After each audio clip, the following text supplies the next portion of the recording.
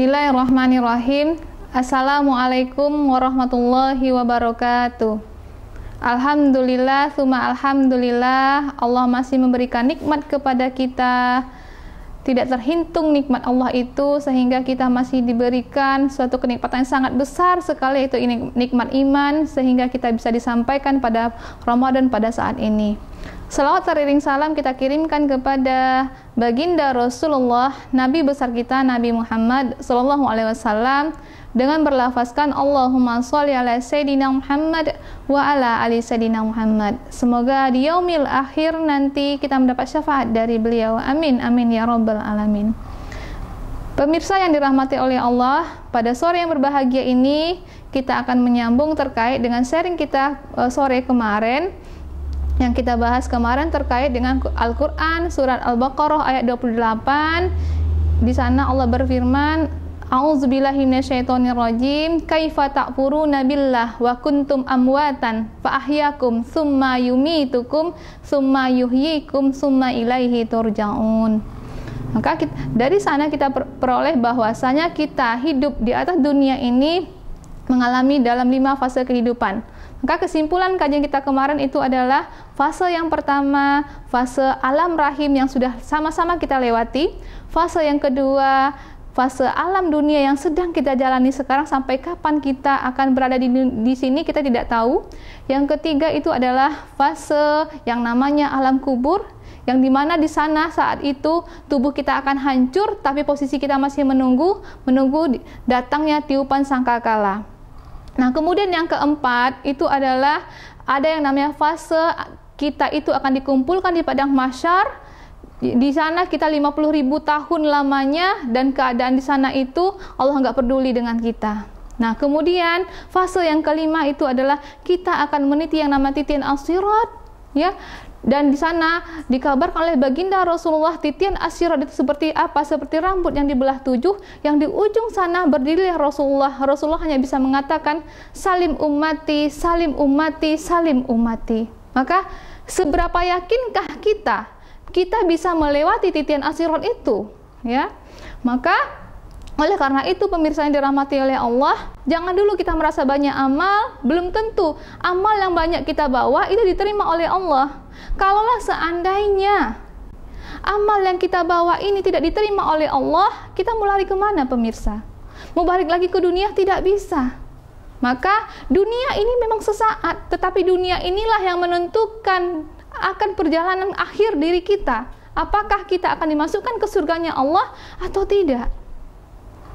Oleh karena itu kita perhatikan di majelis Rasulullah itu, Rasulullah bercerita terkait dengan bagaimana siksa neraka. Kemudian seorang sahabat bertanya kepada Rasulullah, "Ya Rasulullah, kabarkanlah kepada kami, siksa apa yang paling ringan ya Rasulullah?" Kemudian Rasulullah tidak menjawab.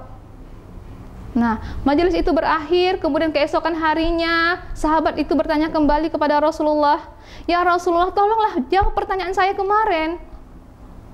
Siksa neraka apa yang paling ringan?" Rasulullah juga tidak menjawab karena belum mendapatkan wahyu.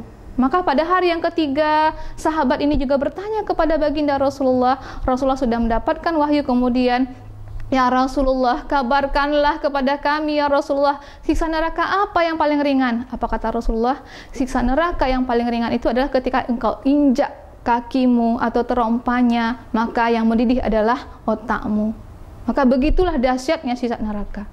Nah, kita perhatikan teman-teman yang dirahmati oleh Allah, jadikanlah bulan Ramadan ini sebagai tempat kita mengumpulkan amal-amal kita. Maka sebelum ajal datang, kita perhatikan sebelum ajal datang, yang pertama, persembahkanlah ibadah yang terbaik. Ketika sholat-sholatlah yang terbaik. Ketika berpuasa, puasalah yang terbaik. Maka ketika berangkat umrohlah yang terbaik. Itu yang pertama. Maka yang kedua, sebelum ajal kita datang, persembahkanlah prestasi yang terbaik. Kalau kita menjadi seorang ibu rumah tangga, jadi ibu rumah tanggalah yang terbaik. Menjadi seorang guru, jadi gurulah yang terbaik. Menjadi seorang pengusaha, jadilah seorang pengusaha yang terbaik.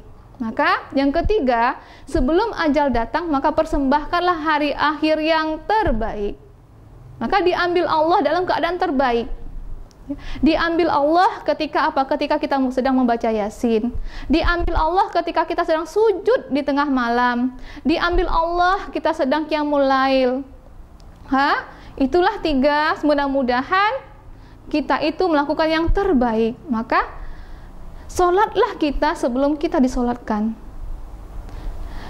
Bacalah Al-Quran sebelum Al-Quran itu dibacakan.